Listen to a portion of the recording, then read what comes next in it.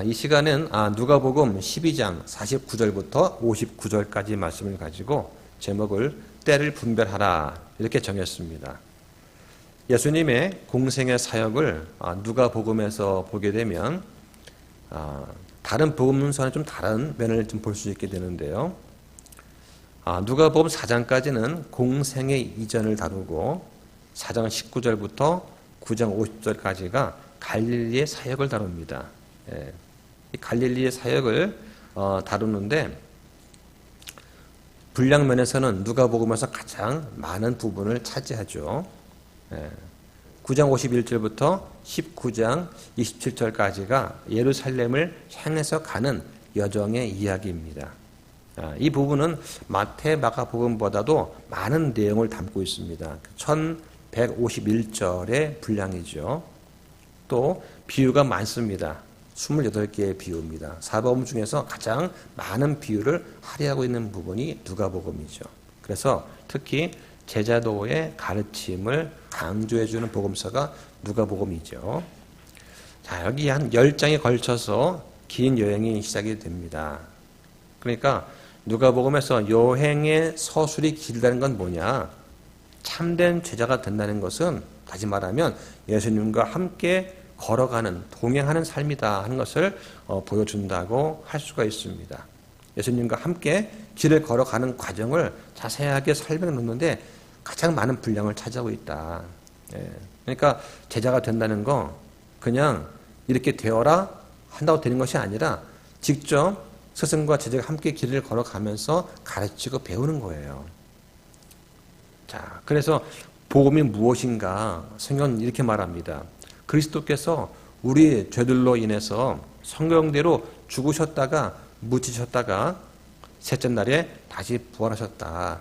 이러한 사실을 개인적으로 나의 죄 때문에 그렇게 하셨다고 하는 것을 내가 인정하고 받아들이는 것입니다. 그래서 이것을 성령님의 조명으로 깨닫고 예수님을 나의 구원자, 참된 주님으로 믿고 받아들일 때 그때 성령님께서 내 안에 들어오십니다. 그래서 죽었던 내 영을 살리셔서 우리가 하나님의 자녀가 되게 만드는 그 역사가 일어난다. 그래서 이 역사는 어떻게 일어나느냐? 바로 복음이죠. 복음을 통해서 이 역사가 일어나는 거잖아요. 자, 예수님께서 이제 모든 사역을 다 마무리 짓고 이제 십자가에서 마지막으로 자기 생명을 주님께 내어드려서 자기를 살아있는 희생물로 하나님께 드리고 속죄 헌물, 화평 헌물로 드리기 위해서 이제 이동을 하십니다. 하나님께서 그 예수님의 피값으로 우리를 사실 수 있는 그러한 모든 토대를 지금 마련해 주시기 위해서 가신 그 여정이 있는 거예요. 자, 근데 이 여정의 길이 길어야 3년 반밖에 안 되지 않습니까? 그런데 예수님께는 이게 엄청 긴 거예요. 엄청 깁니다. 마음속에서는 하루빨리 하나님의 뜻이 이루어지기를 바라는 소망과 열망이 있으신데 우리가 볼 때 이제 한 1년 반밖에 안 남았어요. 1년 반 후면 이제 십자가에 돌아가셔야 되는데 그런데 예수님 입장에서는 이 일이 빨리 이루어졌으면 하는 간절한 소망이 있다. 그 소망 때문에 지금 답답해 하시는 거예요. 그래서 오늘 누가복음 12장 50절 보면 내가 얼마나 답답하겠느냐라고 말씀을 하시는 거죠. 그때 제자들이 과연 그 말씀의 뜻을 알았을까 하는 그런 생각이 좀 듭니다. 자, 지금까지 우리가 12장에서 살펴본 것은 우리가 주님의 길을 따라갈 때 방해가 되는 것이 있다. 특히 5가지를 조심해야 된다. 첫 번째는 위선을 조심하는 것. 두 번째는 사람을 두려워하지 말라. 세 번째는 탐욕을 주의하라. 그죠? 그리고 주를 시인하는 것. 그리고 5번째는 염려하지 말라고 하는 것을 우리한테 말씀을 해주었습니다. 자, 그러면 그리스도인들이 할 일이 뭐냐? 먼저 하나님의 왕국과 그분의 의를 구하는 것, 그리고 하늘에 우리의 보물을 쌓아두는 것, 그리고 재림을 기다릴 때에 깨어서 주님을 섬기고 일하면서 기다려야 된다라고 말씀을 하셨습니다. 자, 이제 49절 말씀으로 한번 들어가 보겠습니다. 49절에 내가 땅에 불을 보내러 왔는데 불이 이미 붙었으면 내가 무엇을 원하겠느냐. 자, 이 말씀이 조금 당황스럽습니다. 자, 이게 무슨 말인지 잘 이해가 안 되는 그런 분이 계실 거예요. 예수님께서 땅에 불을 보내러 오셨다고 말씀을 합니다. 일반적으로 사람들 어떻게 생각합니까? 예수님께서 오신 이유는 뭐냐? 분명히 평화를 가지고 오셨다라고 생각합니다. 가장 높은 곳에서는 하나님께 영광이요, 땅에서는 평화와 사람들을 향하신 선하신 뜻이다라고 말씀을 하죠. 근데 오늘 본문은 땅에 불을 보내러 왔다고 하십니다. 여기서 불은 심판과 정결케 하시는 것을 상징하는 거죠. 그럼 문제가 뭐냐? 예수님께서 이 땅에 평화를 완성하시려면 반드시 그 전에 하나님께 영광을 돌리는 그 일이 있어야 되는 것이죠. 자, 지금 하늘은 누가 통치합니까? 지금 둘째 하늘에서 마귀가 통치하고 있습니다. 이 세상의 신이라고 하는 마귀 사탄이 통치를 하고 있죠. 결국 예수 그리스도께서 화평의 왕으로 통치자로 재림하실 때까지는 진정한 의미에서 화평은 없다고 하는 것입니다. 다만 예수 그리스도를 나의 구원자로 받아들이는 그 사람한테는 주님께서 우리한테 내적인 화평, 내적인 평안을 주십니다. 로마서 5장 1절에 우리가 믿음으로 의롭다고 인정받아서 우리 주 예수 그리스도를 통해 하나님과 화평을 누리는도다 라고 말씀을 합니다. 자, 마태복음 10장에 또 보면은 내가 땅에 화평을 보내러 온 줄로 생각하지 말라. 나는 화평이 아니라 검을 보내러 왔노라 라고 말씀하십니다. 누가복음에서는 불을 보내러 왔다고 하시는 거죠. 성경에서 불은 심판을 얘기합니다. 칼 역시 심판에 해당하는 말이죠. 또 고통과 관련되어 있습니다. 오늘 본문에서 예수님께서는 평화주의자의 모습으로 나타나신 것이 아닙니다. 죄와 타협하지 않고 심판하시면서 정결케 하시는 의로우신 하나님의 모습으로 지금 나타나고 계신 것입니다. 초림 때는 구원자로 오셨습니다. 그 과정에서 복음으로 인해서 분열을 일으키는 불로 오셨다는 얘기죠. 재림 때는 실제로 세상을 불로 심판하는 심판자로 오십니다. 자, 한번 성경 찾아보겠습니다. 자, 말라기서 4장 1절 한번 보시죠. 말라기 4장 1절의 앞에 제목을 보면 뭐라고 되어 있습니까? 크고 두려운 주의 날이다 라고 되어 있습니다. 자, 제가 읽겠습니다. 보라, 화덕같이 불태우는 날이 오리니 참으로 교만한 모든 자들과 사악하게 행하는 모든 자들이 지푸라기가 되리라. 다가오는 그날, 여기서 그날은 7년 환란이 되겠죠. 그날이 그들을 불태우고 그들에게 뿌리와 가지를 남기지 아니하리라. 군대들의 주가 말하노라. 분명히 심판의 날이 있다고 말씀을 하십니다. 자, 신약으로 가서 베드로 후서 3장 10절도 보겠습니다. 함께 씁니다. 시작. 그러나 주의 날이 밤에 도둑같이 오리니 그날에 하늘들이 큰 소리와 함께 사라지고 원소들이 뜨거운 열에 녹으며 땅과 그 안에 있는 일들도 불태워지리라. 자, 이게 불태워지리라. 불로 정화하신다는 거예요. 이것이 끝난 다음에 새하늘과 새 땅이 오게 됩니다. 자, 예수님께서 이미 이 땅에 불이 붙기 시작했다고 말씀하십니다. 불이 이미 붙었다는 얘기는 뭐냐? 예수님의 이러한 복음 사역을 통해서 심판과 분리의 역사, 즉 불이 이미 시작되었다는 것이죠. 누가복음 11장에 보면 예수님과 유대 종교 지도자와의 갈등이 더 심화되는 것을 볼 수가 있습니다. 또 12장에서 여러 제자들과 여러 무리들이 서로 구별되고 분리가 되는 것도 알 수가 있는 것이죠. 그러니까 복음이 들어간 곳에는 항상 영적 대립이 증가한다고 하는 것입니다. 이미 하나님의 말씀, 이 진리의 말씀이 들어와서 위선과 불신을 태우는 불로 작동하고 있다고 하는 그런 것을 보여주고 있습니다. 자, 그 다음에 50절 보겠습니다. 그러나 내게는 잠겨야 할 침례가 있으니 그것이 이루어질 때까지 내가 얼마나 답답하겠느냐.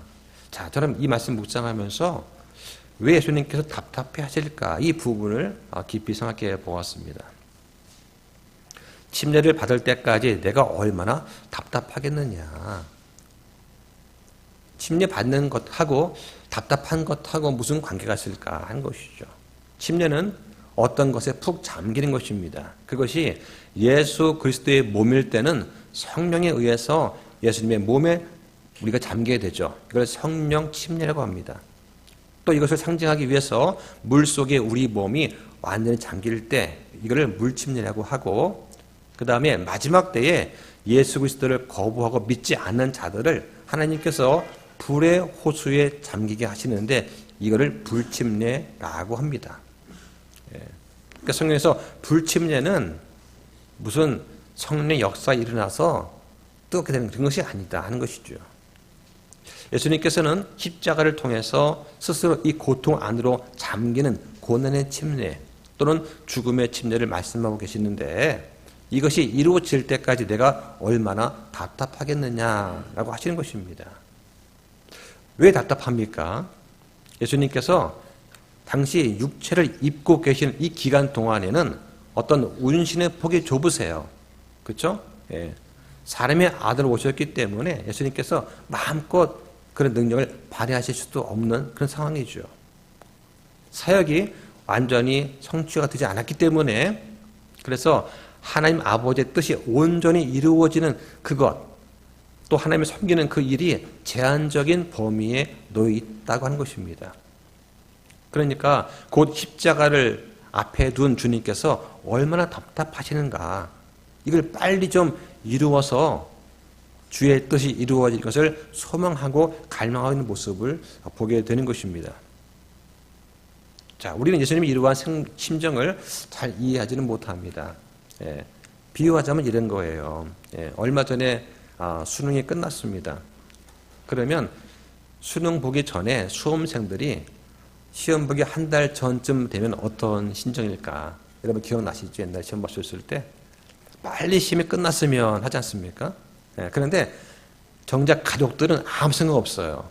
아무 생각 없습니다. 그냥 뭐 밥이나 좀 해주고 공부할 수 있는 여건만 만들어주면 되지, 나머지 네가 알아서 해, 그런 거 아닐까요? 근데 수험생 당사자는 하루하루가 긴장이 되고 잠 못 이루고 뭐 피를 말리고 그렇죠? 빨리 시험 끝났으면 그런 심정일 것입니다. 자, 본문 역시 마찬가지죠. 지금 제자들은 아무 생각 없습니다. 그냥 예수님 가자는 대로 따라가고 있는 중이죠. 예수님의 전체적인 계획을 전혀 염두에 두고 있지 않은 상태죠.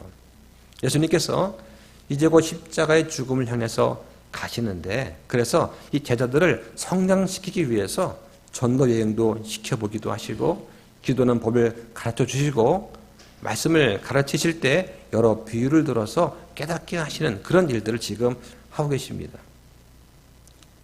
이 침례는 십자가의 고난을 의미하는 것입니다. 주님께서 이 고난을 피하고 싶어 하시기보다는 속죄 사역의 성취를 빨리 간절히 하기를 바라셨습니다. 왜 예수님께서 이 고난의 십자가를 갈망하셨을까? 만일 예수 그리스도의 이 고난의 십자가가 없었다면 그 누구도 구원받을 수 없다는 것을 우리는 인정을 해야 됩니다. 또 누구도 구원받지 못한다면 불의 심판이 우리 위에 떨어질 것이다 하는 것을 우리 기억을 해야 되는 것이죠. 얼마나 아찔한 것일까요? 자, 그 다음 보겠습니다. 51절에 너희는 내가 땅에 화평을 주려고 온 줄로 생각하느냐? 내가 너희에게 이르노니 아니라 도리어 분열을 주려고 왔느니라. 이제부터 한 집에 있는 5사람이 분열되어 셋이 둘을 대적하고 둘이 셋을 대적하리니 아버지가 아들을, 아들이 아버지를, 어머니가 딸을, 딸이 어머니를, 시어머니가 자기 며느리를, 며느리가 자기 시어머니를 대적하여 분열되리라 하시니라. 자, 여러분 이 말씀 충분히 공감하시는 분들도 계실 겁니다. 믿는 집에서 태어나서 모태신앙의 분들은 잘 이해가 안 될 수 있어요. 그렇지 믿지 않는 가정에 태어난 분들은 이거를 아마 절실하게 느끼면서 살아오셨을 것입니다. 자, 우리나라도 가정의 분쟁에 따라서 어떤 가정은 자유로운 분위기가 있어요. 예, 개인의 종교를 존중해주는 그런 집안이 있는가 하면 이것 때문에 뭐 거의 집에서 쫓겨나다시피 하는 그러한 분들도 있습니다. 거기다가 또 박해를 또 합니다. 조그만 문제 생기면 뭐라고 합니까? 너 예수님 믿는다면서 왜 그래? 교회에서 그렇게 가르쳐? 이런 말이 정말 어렵게 다가오는 곳입니다. 가장 이게 심한 곳이 어디냐? 로마 가톨릭 교회가 지배하는 지역, 그 다음에 이슬람교가 지배하는 곳이 그렇습니다. 그들은 워낙 자신들의 종교에 집착이 강하기 때문에 만약에 기독교를 개종하게 되면 그냥 집에서 쫓겨나거나 죽은 자로 여겨서 완전히 분열이 된다고 하는 것이죠. 결혼할 때도 가톨릭은 가톨릭끼리만 결혼을 합니다. 만약에 상대가 기독교인이라면 가톨릭으로 개종을 해야 되죠. 개종하지 않으면 결혼시키지 못한다는 그런 가정도 지금도 있습니다. 지금이야 다 독립해 살지만 만약에 함께 살아간다면 그 얼마나 힘들까요? 자, 그런데 문제가 뭐냐? 기독교인의 가운데는 안 믿는 사람과 결혼을 해서 왜 그럽니까? 믿는 사람 가운데는 마음에 맞는 사람이 없는 거예요. 그러니까 믿지 않는 사람 결혼해가지고 나중에 내가 전도해서 교회 가면 되지 않겠느냐 이런 아니란 생각을 갖는 분들이 있습니다. 그런데 그렇게 되기만 하면 그나마 감사한 일입니다. 근데 결코 만만치 않습니다. 영적 갈등 문제는 쉽게 생각해서는 안 되는 것이죠. 오히려 안 믿는 사람한테 끌려가는 경우가 다반사입니다. 가톨릭과 이슬람 지역은 그러한 자유마저 허용되지가 않습니다. 근데 어떤 의미에서는 이렇게 하는 게 더 성경적이기도 하죠. 왜냐하면 성경에서 뭐라고 합니까? 그리스도와 벨리알이 함께할 수 없다고 합니다. 그러니까 분열이 계속해서 일어날 수밖에 없다고 하는 것입니다.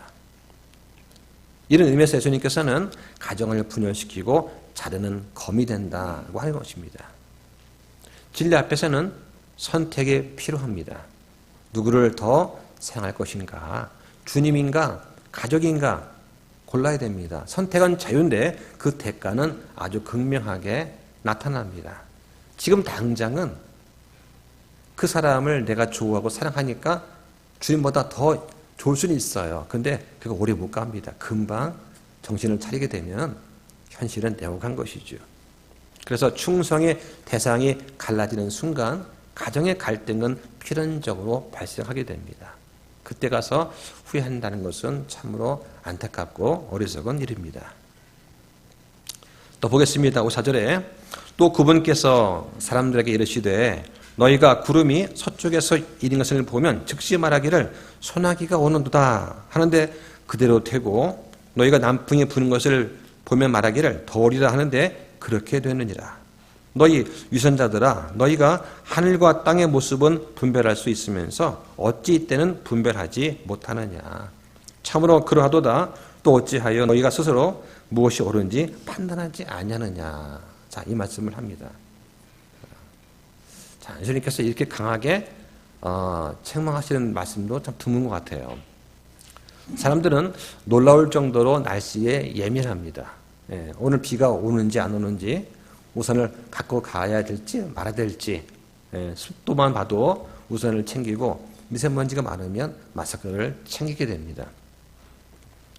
자, 미국에 가면 미국의 애리조나 주에 홈브록이라는 곳이 있습니다. 거기 66번 도로가 있는데 그 도로를 지나가게 되면 관광기념품 상점이 줄져 있다고 그래요.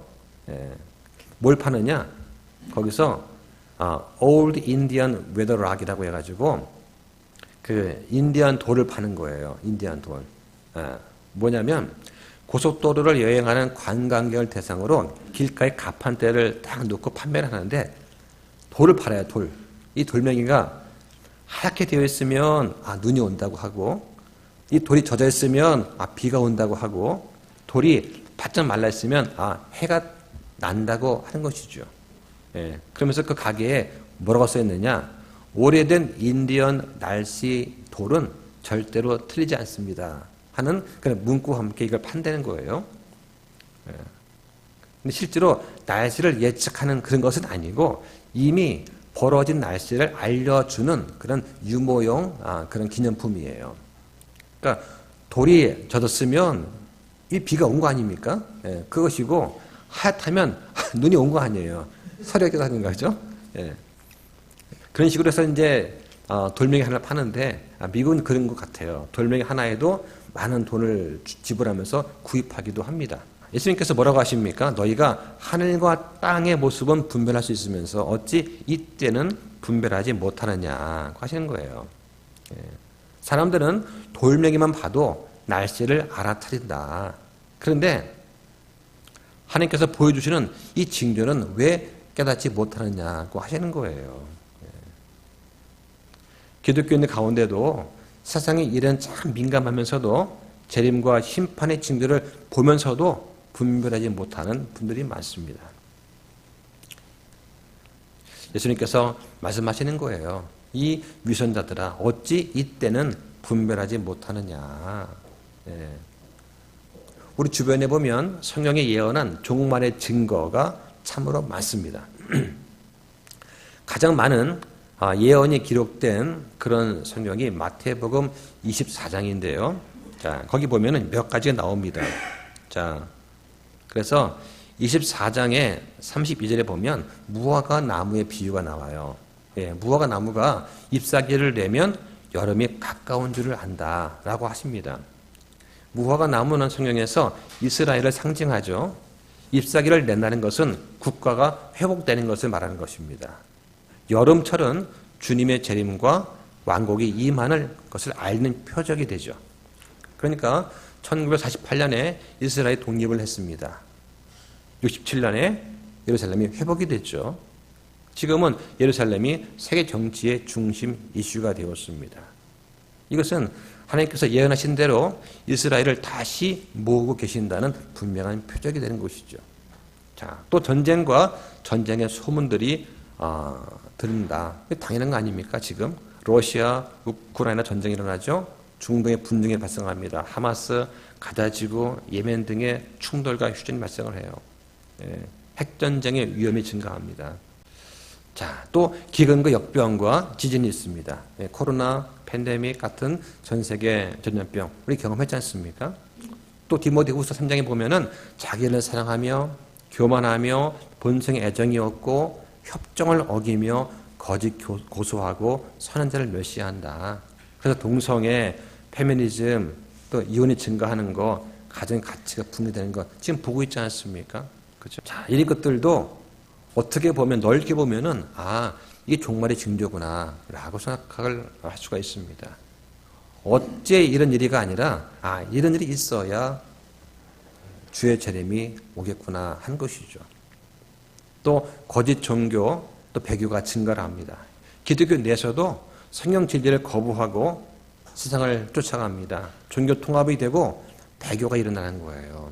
가장 큰 교단에서 이런 배교가 일어난다. WCC, WEA 같은 것은 그거는 하나님 보시기에 가증한 일인데 이게 왜 일어나느냐? 이런 일이 일어나야 재림이 온다고 하는 것이죠. 또 복음이 세계적으로 확산되고 있습니다. 인터넷, 방송 매체, 유튜브 틀면 언제 어디서나 복음을 들을 수가 있습니다. 본인이 원하기만 하면. 그렇죠? 예, 또 성경 번역이 확장되고 있습니다. 전 세계 언어가 한 7천여 개 된다고 그래요. 그 중에서 일부나 또는 성경 전체가 번역된 언어가 4천여 개라고 합니다. 아직도 3천개 남아있죠? 자, 지금 하나님께서 남은 자들을 부르시는 그러한 하나님 마지막 사역이 지금 진행 중이다 하는 것을 우리는 알 수가 있는 것이죠. 자, 유대인들은 날씨를 잘 분별했습니다. 서풍이 불면 비가 오고 남풍이 불면 더워지겠구나 안다는 것이죠. 유대인들은 표적을 구했고 또 보았던 민족입니다. 예수님께서 오셨고 말씀하셨고 기적을 행하셨고 또 구약의 예언들이 성취되는 것을 목격을 했던 그런 민족이죠. 자, 이렇게 표적은 눈앞에 펼쳐지는데 마음은 단단히 닫혀 있었던 민족이기도 합니다. 주님은 이것이 어떤 지능의 문제가 아니라 도덕적, 영적의 문제다 라고 말씀을 하시는 거죠. 어째서 스스로 무엇이 옳은지 판단하지 않느냐라고 책망을 하시는 겁니다.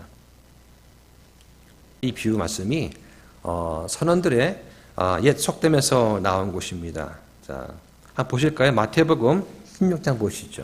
거기 2절 3절에 보면 그분께서 응답하여 이르시되 저녁이 되면 너희가 말하기를 하늘에 붉으니 날씨가 좋으리라 하고 아침엔 이르기를 하늘에 붉고 흐리니 오늘은 날씨가 구주리라 하는도다. 자, 너희 위선자들아, 너희가 하늘의 모습은 분별할 수 있으면서 시대의 표적들은 분별할 수 없느냐라고 말씀을 또 하시는 거죠.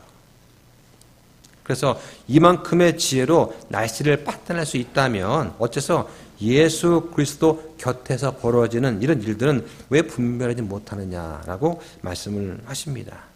여기서 이때는 할 때 이때는 언제냐? 바로 표적의 때라고 보시면 되겠죠. 표적을 구하는 자들은 바로 유대인들입니다. 교회가 표적을 요구하지는 않습니다. 그렇다고 해서 우리가 이스라엘을 향한 이런 표적들을 읽으면 안 되냐? 그런 말은 아니죠. 자, 중요한 것은 표적은 바로 그리스도의 재림을 향한 것입니다. 공중의 휴거는 지상 재림에 앞서서 일어납니다. 따라서 이러한 여러 가지 재림을 알리는 종말의 표정에 가까우면 가까울수록 우리의 휴거도 그만큼 가까워진다고 하는 신호가 될 것이죠. 그러니까 이러한 재림의 표적은 우리한테는 하나의 위로가 될 수 있는 것입니다. 자, 운전하다 보면은 도로 표지판에 써 있어요. 뭐 서울역까지 50km 남았음. 자, 그러면 그 표지를 본 순간 당장 눈앞에 서울역이 펼쳐집니까? 그렇지 않거든요. 다만 그 표지판이 서울에 가까웠다고 하는 그런 알려주는 표적이 되는 것입니다. 마찬가지로 그리스도의 재림을 가리키는 이 표적이 이루어지는 것을 우리에게 보게 되면 성도로서 우리는 이것을 휴거의 위로로 삼아야 됩니다. 이런 표적 자체가 구원의 조건은 아니지만은 우리한테 소망과 격려를 줄 수 있는 것이죠. 그래서 주님께서 이 재림의 때에 지상에 강림하기 이전에 먼저 성도들을 데려가신다 하는 것을 우리는 기억을 해야 됩니다. 자, 그 다음 보겠습니다. 58절에 네가 네 대적과 함께 행정관에게 가거든 네가 길에 있을 동안에 그에게서 풀려나기를 힘쓰라. 그가 너를 재판관에게 끌려고 가고 재판관이 너를 직무수행자에게 넘겨주어 직무수행자가 너를 감옥에 가둘까 염려하노라. 내가 너에게 이르노니 네가 마지막 한 푼까지 다 갚기 전에는 결코 거기서 떠나지 못하리라 하시니라. 자, 재판 이야기인데요. 재판을 받으러 갈 때에 중간에서 가해자와 피의자가 만나서 합의를 보면 어떻게 됩니까? 마지막으로 판사 앞에 가서 최고의 형벌을 피할 수 있게 됩니다. 뭐 징역 1년 그러면 집행유예로 끝날 수가 있는 것이죠. 그런데 이렇게 하지 않고 끝까지 거부하고 끝까지 버티게 되면 어떻게 되느냐? 마지막에 얼마나 더 극심한 형벌을 받게 될 것인가 하는 것입니다.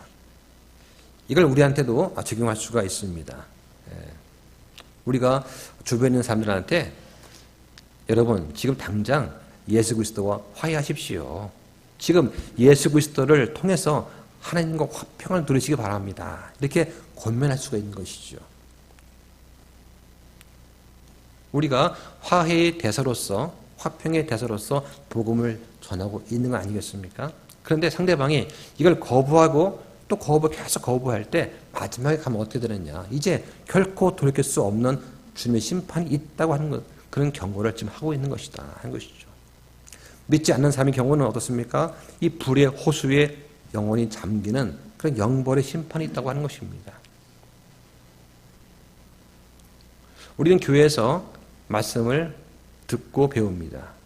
성경 말씀은 교류와 책망과 바르게 함과 위로 교육하기에 아주 유익합니다.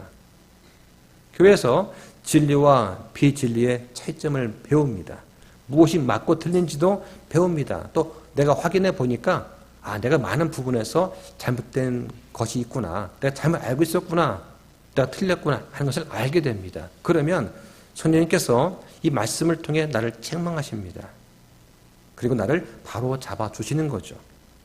이거를 잘 받아들여서 내가 의롭게 되면 그때 주님 앞에 가서 심판석에서 보상의 손실을 줄이고 풍성하게 받는 일이 그때 있게 된다고 하는 것입니다.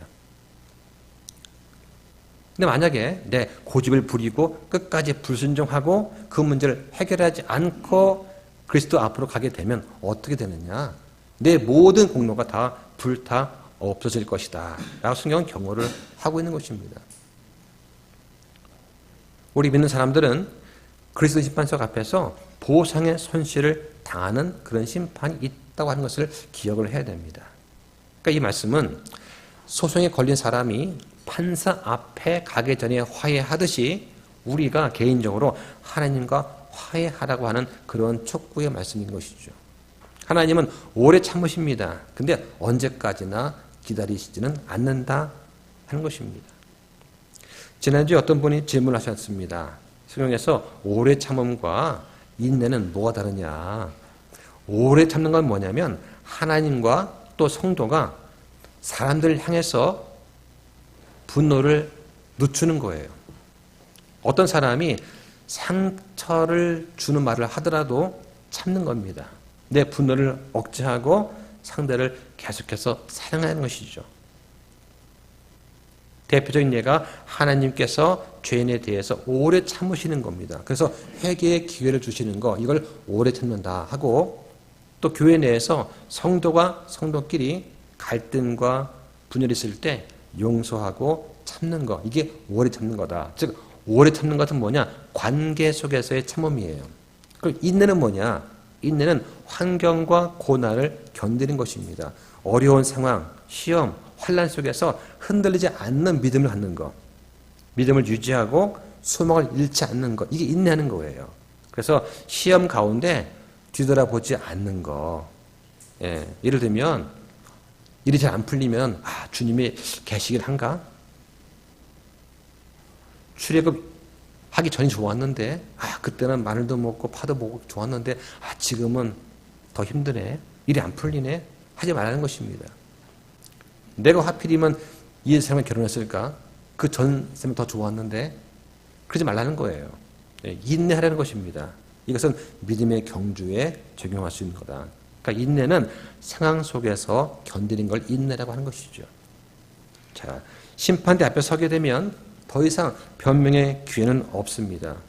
자, 한번 확인해 보겠습니다. 고린도 후서 5장 9절과 10절 보겠습니다. 그리고 함께 있습니다. 시작. 그러므로 우리는 함께 있든지 떨어져 있든지 그분께서 받아주시는 자가 되려고 수고하노니 이는 우리가 반드시 다 그리스도의 심판석 앞에 나타날 것이기 때문이라.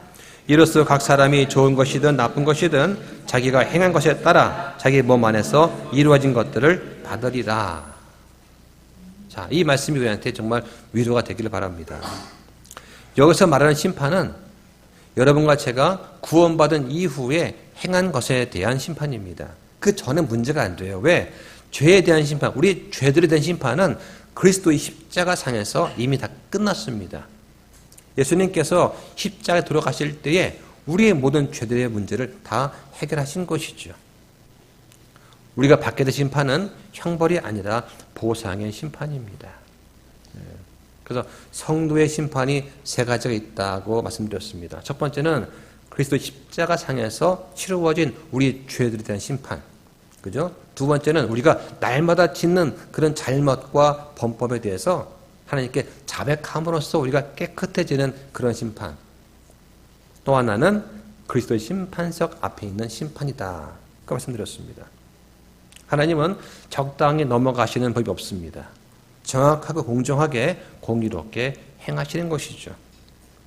이 보상의 심판에서 어떤 일을 했으면 그 행한 일의 동기와 마음이 내 종영을 위해서 했는지 주를 위해서 한 것인지 겉으로는 주를 위한다고 하면서 사실은 내 욕망과 내 욕심을 채웠는지 정확하게 드러난다고 하는 것입니다. 주님께서 이런 소송의 비유를 통해 강조하신 것은 뭐냐? 단순한 인간 관계의 회복을 말하는 것이 아니라 하나님과의 관계를 너무 늦기 전에 바로 잡으라고 하는 영적인 경고의 말씀이다 하는 것이죠.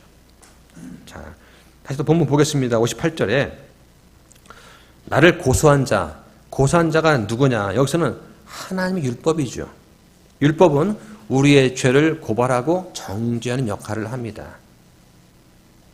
우리는 이미 죄들로 인해서 기수가 된 그런 자들입니다. 자, 행정관은 뭐냐? 행정관은 법정, 즉 하나님의 심판대입니다. 이 심판을 위해 서는 자리에 도달하게 되면 더 이상 아무것도 바꿀 수가 없게 됩니다. 한 번 죽는 것은 정해진 것이고 이것 뒤에 심판이 있는 것이죠. 네가 길에 있을 동안에, 즉 이 길은 인생길입니다. 즉 회개할 수 있는 기회가 주어져 있는 지금의 시간이죠. 누가 말하기를 인생은 낙연의 길, 왔다가 가는 것 이렇게 말했습니다. 이건 반만 맞는 것이죠. 인생은 심판으로 가는 길 위에 있습니다. 누구한테나 회개하고 돌이킬 시간과 기회가 있습니다. 바로 지금 하나님과 화해하고 영원한 멸망의 길에서 돌이켜서 회복할 수 있는 그런 영원한 삶으로 우리는 돌아서야 되는 것이죠. 자, 여기 뭐라고 합니까? 풀려나기를 힘쓰라. 즉 회개하고 하나님께 돌아오라고 하는 것입니다. 예수 그리스도 이름과 그분께서 나를 위해 하신 그 일을 내가 믿고 받아들여서 죄들의 용서와 위롭다고 선언하심을 내가 받아야 됩니다. 그래서 그리스도의 의로 옷을 입어야 되는 것이죠. 성경에 보면은 너희는 하나님과 화해하라고 말씀합니다. 하나님께서 죄를 알지 못한 그분을 우리를 위해서 죄가 되게 하신 것은 우리가 그분 안에서 하나님의 의가 되게 하려 하심이라고 말씀을 합니다. 그러면서 너희 가운데 그리스도 안으로 침례받은 자, 즉 성령 침례받은 사람은 다 그리스도로 옷 입었다 말씀을 하십니다. 우리가 그리스도의 심판서 앞에 설 수 있는 것은 우리가 그리스도의 의로 옷 입었기 때문이죠. 이 옷이 없으면 우리는 영원한 형벌의 심판을 받게 되는 것이죠. 자, 말씀을 정리하겠습니다. 오늘 말씀을 우리 삶에 적용해 본다 그러면 예수님께서 다시 오심을 기대하며 살자 하는 것입니다. 표적을 보고 불안할 필요가 없습니다. 오히려 표적을 볼 때 우리는 소망을 가져야 됩니다. 아, 지진이 일어나네, 전쟁이 일어나네, 아, 이거 핵전쟁이라면 어떡하지? 이걸 고민하지 말고 우리는 소망을 가져야 된다. 왜냐하면 표적은 재림을 향하지만 휴거는 이것보다 더 가깝기 때문입니다. 주님께서 오십니다. 이미 문 앞에 서 계신다고 말씀을 하시죠. 한번 보겠습니다. 야고보서 5장 8절 보겠습니다. 야고보서 5장 8절과 9절 보겠습니다. 자, 함께 씁니다. 시작. 너희도 인내하며 너희 마음을 굳게 세우라. 주의 오심이 다가오고 있느니라. 형제들아, 너희가 정죄받지 않도록 서로 불평하지 말라. 보라, 심판자께서 문 앞에 서 계시느니라고 하시는 거죠. 내 안에 있는 아직 해결하지 못한 죄가 있다면 바로 오늘 정리하셔야 됩니다. 내가 미처 풀지 못한 불순종의 죄가 있는가? 미루어둔 회개가 있는가? 아직도 반복되는 끊지 못한 죄된 습관이 있는가? 우물쭈물하다가 법정 앞에 서게 되면 늦게 됩니다. 지금 예수님과 화해하셔야 됩니다. 이걸 오늘 결정하셔야 돼요. 우물쭈물하다가 미처 회개하지 못하고 풀지 못하고 올라가게 되면 분명히 보상의 손실을 겪게 되는 것입니다. 무엇보다 우리는 다른 사람들과의 관계를 회복할 필요가 있습니다. 혹시 우리 가운데 남을 미워하는 마음은 없습니까? 내가 아직도 내 마음속에 용서하지 못한 사람은 없습니까? 내가 관계가 틀어져 있는 그런 가족과 성도는 없습니까? 예수님께서 나를 끝까지 용서하셨다면 나도 그렇게 용서할 수 있는 믿음을 우리는 구해야 됩니다. 성경에 보라 지금이 그분께서 받아주시는 때요, 보라 지금이 구원의 날이다 말씀을 하십니다. 우리 가운데 그리스도의 문 밖에 있는 분이 있다면 아직 기회가 있을 때 주님께 돌아오시기를 바랍니다. 자, 기도 마치겠습니다.